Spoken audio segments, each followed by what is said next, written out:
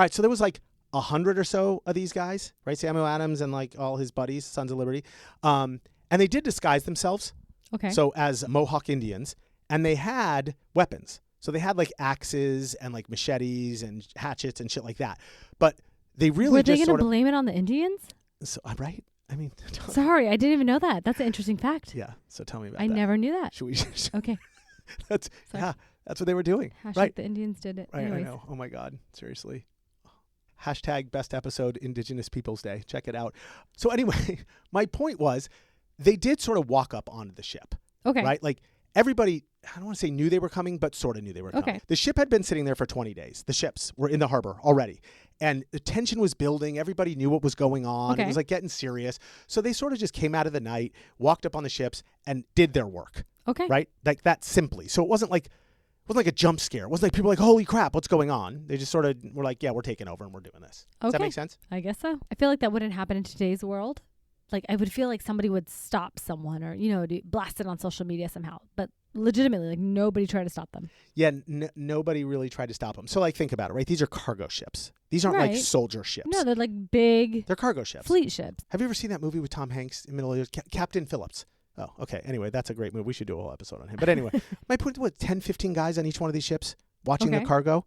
I mean, they're not soldiers. They're like merchants doing work. So they don't want to get killed. They're just going to step aside and let like Sons of Liberty stand in the way and be like, do their business. Excuse me. Right. Exactly. But then what about like the police or any sort of other authority? Police were probably paid off. Who are we kidding, right? They probably knew who they were. Like the police were American colonists. I don't know. I'm just making that up. I mean, was there even police back then? Because they weren't technically. No, but like here's the thing. Like any authority that was there, they probably don't want to escalate anything. They probably don't want to like turn this into where people are dying. So they're being a lot more cautious and careful. And it's not like they knew, like for them to muster enough police in the Boston Harbor at that time to go against 100 people, probably impossible to do anyway back then. Like it's not like today where you're like, oh, quick, hurry up, everybody over here in 10 seconds. Like it doesn't work the same way. So my guess is they just left well enough alone because people understood the intention of what they were trying to do. They knew they weren't going to hurt anybody. They knew they wanted to dump tea. And so they let them do that because they didn't want it to escalate. Peaceful protest. Bingo. You get it. Okay. But nobody got arrested. Nobody got arrested. No, because theoretically, think about it. Mohawk Indians, costumes. I'm being Did people really think the Indians did it though? No. So I'm being a little cheeky with that, but it was like, I don't know, how do I explain this? It was like just for them, reasonable doubt. We don't know who it was. Oh, I can't actually finger somebody. Can I fun fact you? Remember this whole thing about the tea and destruction of property? Yeah, check this one out. Okay, so I guess there was some guy that night. His name was George Hughes. Okay. Like so in the early 19th century when he was interviewed, he said that one of the guys tried to actually steal some tea, not just throw it in the water, like actually put it in his pocket. They made him put it back because they said, we're not thieves. We're not here to steal. We're here to make a point. So they were like gentlemen. They had morals. What? Right. Exactly. So only dumping. Okay. Millions of dollars of tea. Yeah. Only dumping. Huh. Right. Because that's how much it cost back then. Like $1 million or something. More than $1 million. Crazy. By the way, I have another fun fact about that later. Okay. But I'm going to say that one. Okay. Yeah. It's kind of cool. Okay. And check this one out. When they're done, they cleaned up after themselves. Oh, they were gentlemen. Like they swept up with brooms, like the deck, and put everything away where it was to make sure that everybody knew we're not here to do anything other than the thing we were supposed to do. Okay. So but then what happened after that? What did Britain do? I mean, nobody was arrested. Right? They didn't steal anything. I don't know. King George wrote a strongly worded letter that said, you'll be back. You will see. No, wrong time? Okay. Close. We're close, but not there yet. Okay. So they panicked. That's what they did. Okay. Went into full panic mode. Kind of like too much. Like they overreacted. And it went badly and poorly. And here we go. They get Parliament together. Mm-hmm. They decide to pass a set of laws called the Coercive Acts. I do not remember this at all. That was something new to me. I don't remember. Which already, by the way, I think is a terrible name if they're calling them the Coercive Acts. Right. What did they coerce? Right. Here we are. Right? Okay. Coercing us, the colonists, I guess. Okay. I don't know. That basically shut down Boston Harbor, like completely. Like, no ships in, no ships out, send in the troops, take over the local government. Serious shit. Yeah. Did that work? Or is that what like launched us into forever? Nah, it was the beginning of the end. So Britain thought it would work, but it didn't. It had sort of the opposite effect. They thought we're going to stamp down a rebellion in Boston Harbor, but realistically, remember at the time we had 13 colonies then, right? Yeah. So for the first time, those colonies had a common enemy. This was like one of the It first was like times a when unification moment. it was a unification versus- moment. And yes, to really start to bring folks together, because up till that point, it was sort of they were all sort of doing their separate things, sort of realizing all independently. They didn't love Britain, but it was like, oh, this is okay. We like being over here. So this was the first moment of, no, we kind of all agree Britain needs to go fuck themselves. So that's where shit got sideways. Okay, so the American people kind of all came together. They were unified. But then we had the American Revolution, which is what all Hamilton is based off of. Mm-hmm. So what created that then motivation? I mean, that was the American Revolution? Yeah, so this was it. This was the beginning of the slippery slope. Like, you wouldn't say that this started the American Revolution. You would not say that. That would not be sort of sophisticated. Okay. But you would say that it was one of the initial sort of inklings or like issues that like came of it and got the whole ball rolling, right? Okay, it's like the first steps of unification to lead to... Yeah, here's the deal. Britain can't back down anymore. America can't back down, or the colonists can't back down anymore. You're sort of stuck now. We're half pregnant, both of us. Like, it's getting a lot more serious. The tension is rising. So a few months later, like in 1774, we convene the First Continental Congress, and they decide that from now on, they're going to have one voice to Britain, and Britain can't, quote unquote, fuck with us anymore, right? And sort of the rest is history. So not the rest is history to fight, but sort of like, we're not handling anything separately anymore. So go ahead, Britain, start coming at us. Okay. That makes sense? Yes. Yes. Okay. Well, the American Revolution started about a year later or so. Yes. And we win. Yeah. But, I mean, not that, why does that matter?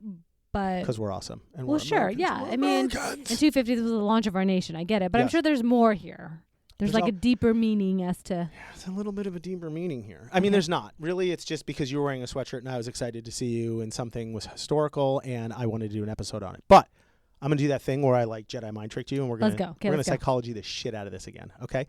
So we already said Boston Tea Party wasn't about taxes or tea. We agree with that now. Yes. Right? It was about sort of, you're not going to let us do that again to us. Like, it's the pattern thing that we were talking about. Right? Yes. So the critical component here that I think we need to learn is we don't know what we don't know. So we have to be able to recognize when we hit the point of no return. And the Boston Tea Party represents what you would call the point of no return, where I said nobody could back down anymore. Then we're going to continue to escalate. Okay. You with me so far? Yeah. Does that make sense? So when you think about that, this is the Jedi mind trick. This is the whole self-awareness thing. This is the whole like why it's on sort of sophisticated. It happens all the time, every day in your life. It happens at work. It happens in your professional career. It happens at home, in your romantic relationships with your kids. There's always a moment of no return. I mean, not as big, I understand, as the American Revolution. Sure. But if we don't have enough self-awareness to recognize those moments from someone else coming at us, then we're not learning at all. And we're not being better humans. And the whole thing and the whole premise of our show. So this to me represented that sort of moment where something is going to change forever, right? But you're basically, I mean, just trying to say that this is a good way for us to figure out how to not go crazy and throw our tea overboard. Our proverbial quote-unquote tea. Yeah, yes. like getting to that point, that tipping point. But not necessarily just our tipping point. Your tipping point. Like me and you. Like you have a tipping point with me. And I have to do a good job at recognizing that because I don't want to get you to that point. Okay. And vice versa. Does this make sense? So yeah. I think about this a lot in business and at Pack Lab, where I spent my entire career. And now I'm sort of pseudo-retired and enjoying my life tremendously. But I would see it all the time where people would start disengaging, stop giving feedback, stop fighting for what they believe in. Like they're not standing behind some new project or something. Like they become voiceless. Okay. And when that starts to happen, it's like sneaky because it just goes away. So as a leader of a company or like managers or whatever, it's not like somebody outwardly says something to you that triggers that. It's the quietness that... But that's like the slippery slope that we deal with in everyday life. Correct. That's why I'm saying the Boston Tea Party is a value. So the Boston Tea Party is an example of you weren't listening to us, Britain, so we made a overt act. Right. That's a macro. Yes, it's an overt act, but they didn't listen earlier. I'm suggesting start if earlier. you listen, yes, absolutely. It happened with Gabby all the time. All the time. I could tell when like we stopped, like, how do we fix this? Went into like, this was her code. Like, this was it. Fine, do whatever you want. Right? I'm sure you do it with Trent. Very, very fine, do whatever you want. To as soon as you do whatever you want it, you're done. You are done with Trent. Now, my point is maybe that one time you're done. But what if that started to happen once a week? What if that started happening once a day? right? At some point, you're going to look at him and go, Trent, I'm not your woman anymore. It's like very interesting how you just right. pulled this macro thing into like a micro daily. This is what I'm trying to do. Awareness. This is right. Yeah. Okay. Do you remember a few weeks ago? I think I was bitching to you off air about texting my friends. Okay. Yes. Like, yes. And like who's good at texting back and what's going on with that. Same thing. You don't get responses from texts, right? Okay, maybe once or twice. They're fine. They're Sure. You're busy. But at some point, we've talked about circles and where you land in people's circles. Yeah. I'm not landing in their circle the right way. So if I want to be in their circle, I have to go do. This is it. Right. Huh. Does this make sense? Yeah, this is real deep though. I know, but I'm trying. But see, here's the thing. Like, if we're going to sit here and talk on the show about like history stuff, like I want people to learn history. And like, okay, the Boston Tea Party, 1773, not Amanda's sweatshirt, 1776. Got it. You could look cool to your friends. But if we can identify like more stuff about what like how to behave or how to act or how to learn, then this gets more. Then this gets more fun. Then it's very fascinating how if you think of something that's so huge, like that's what she said. That's what she said. Sorry. Oh my God. Mine is actually so huge, Amanda. It's considered resplendent. Oh, wow. Oh my God. For those of you who didn't have video and can't see us on YouTube, Amanda physically just vomited. Like Gross. After that excellent joke. Gross. Okay, sorry. Continue your point. But I think you can apply that concept or the psychology of that to like lots of things. Maybe not the moon landing because it didn't happen, but no. But the moon landing is about practice. But that's hysterical that you just brought that up. I was joking, but yes. But that one's about practice. Oh, that's true. So it's about development, right. continuing. Yes. Yeah. I'm trying harder to figure out how to like apply it to your daily. Apply right, because otherwise, then what are we doing? We're just memorizing facts. I don't want to memorize facts. Sure. I want to memorize facts and learn some cool shit.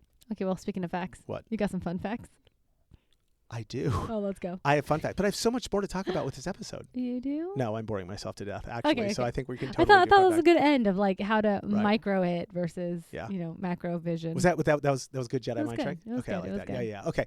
Not going to lie on this one. Like, this was kind of hard because I had to like go deep into chat for this stuff. Like, I don't like, I'm not quite sure why. A fun fact would be how much tea they threw over because I don't actually know that.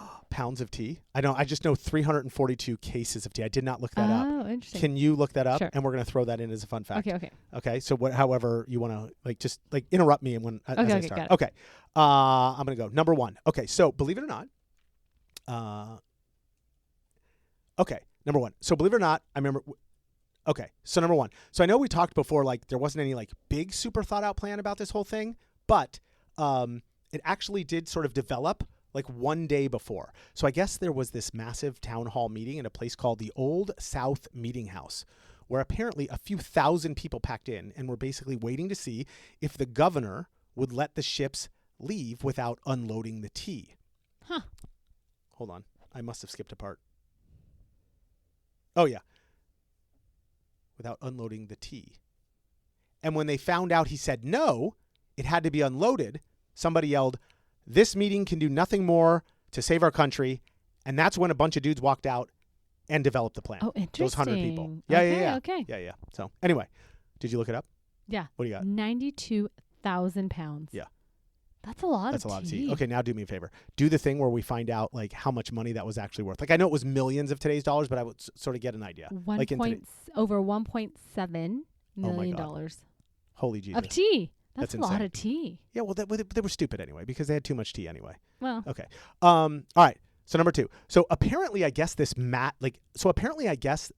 timing of this mattered a lot. So the Sons of Liberty waited until the last possible legal moment before the tea had to be unloaded, and then by default be taxed. So I didn't know any of this, and I saved this for my fun fact, which actually like explains like why that specific night mattered so much. So under British law, once the ship sat in port for 20 days, the tea legally had to be unloaded and the tax was required to be paid.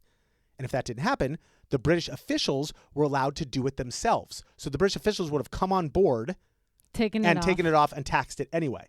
So that's why they waited till that last night to see if it was going to resolve and then threw the whole thing overboard. Okay. Right. So they tried. Yeah. So there was a lot more to this story that I was sort of not letting on. They tried a negotiation and didn't work. They were doing a secret, quiet negotiation. Yeah. Bingo.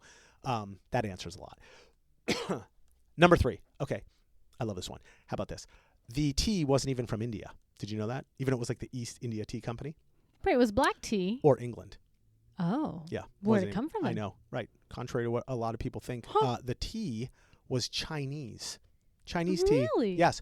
Bohea. Did it get there from Bohea? on the Silk Road? Probably. Sorry, Probably. just curious. No, I think you're probably right. Just so many years before that. That's where it all started. I guess Bohea tea. It was being imported by the East India Company.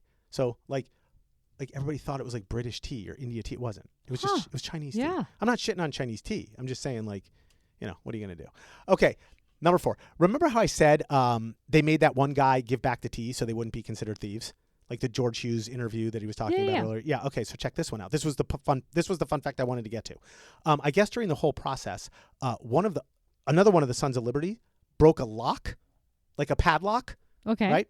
On one of the ships somewhere he was opening from the crates and throwing shit overboard. So I guess the next day he hired somebody to go back and pay the ship's captain for the broken lock, so no one could claim they destroyed any property other than the tea. Huh. That's my whole point at the beginning when you were like, oh, yeah. So they were like being super careful about sweeping up and cleaning up and like, we're not thieves and sorry we broke this. Here's $8 for your stupid lock, because all they wanted to make sure of is like the tea was going overboard. And then that makes a lot of sense why there was no violence. And they waited the 20 days. There was no like all this. It was very this planned out. Yes, that makes a lot of sense now. Right. It wasn't the Silk Road, by the way. Oh, well, of course it wasn't, because the Silk Road was way earlier. No, it's a maritime route.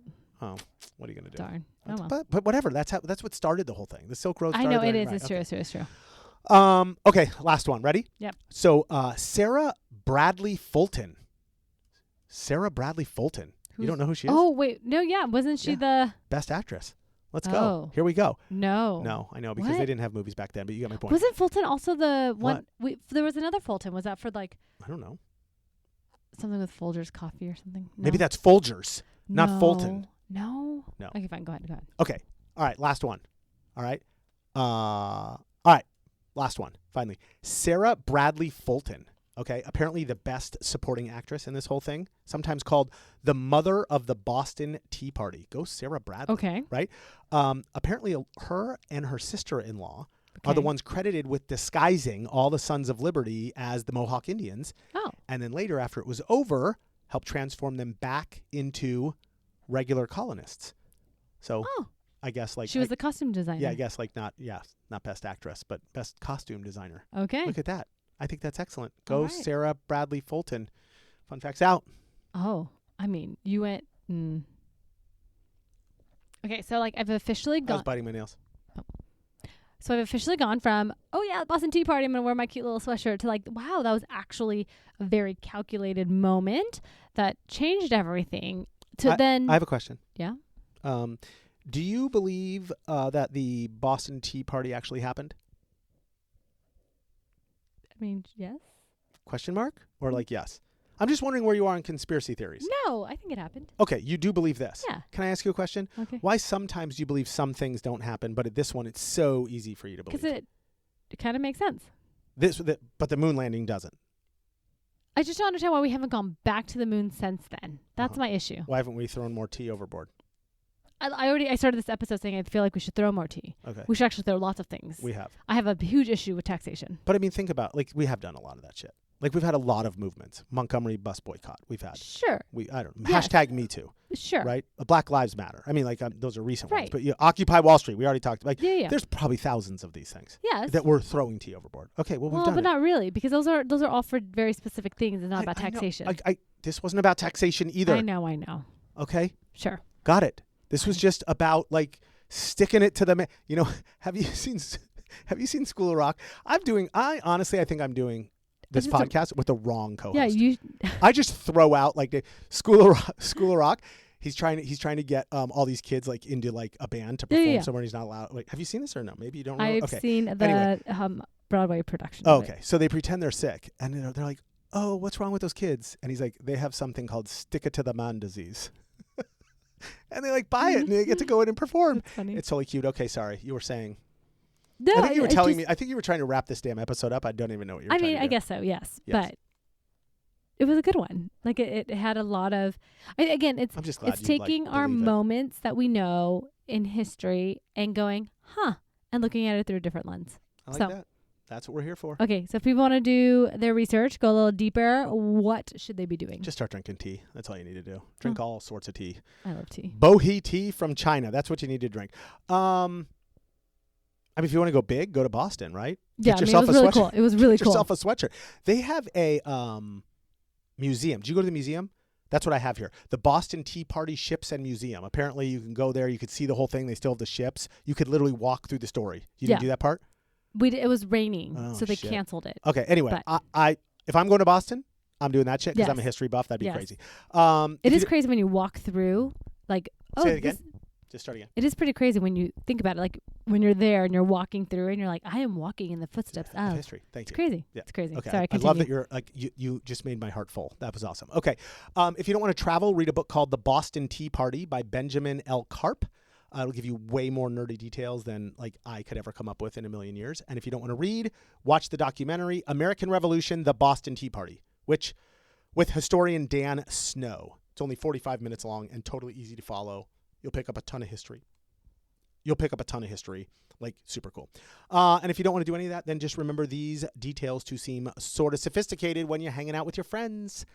Number one, the Boston Tea Party took place on December 16th, 1773, when a group of roughly 100 American colonists who called themselves the Sons of Liberty, led by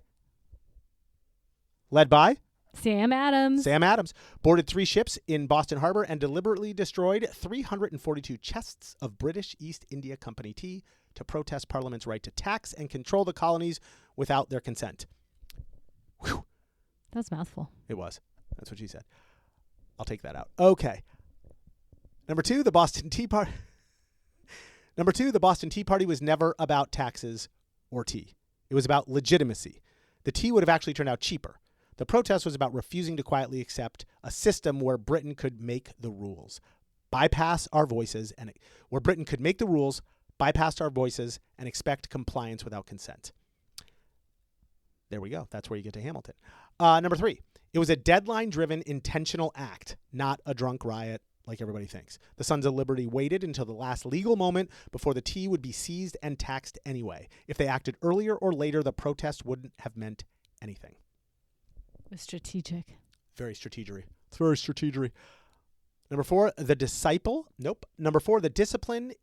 Number 4, the discipline is what made it powerful. No looting, no violence, no damage beyond the tea. They even paid for a broken padlock afterwards. That restraint made it impossible to dismiss as chaos. Hey, thanks for listening. If you like this content, subscribe, leave a review, and share with us your episode ideas. We'll pretend like they're ours and pass them off as our own. If you like this short and want to watch another, click here. If you want to catch a whole episode, click here.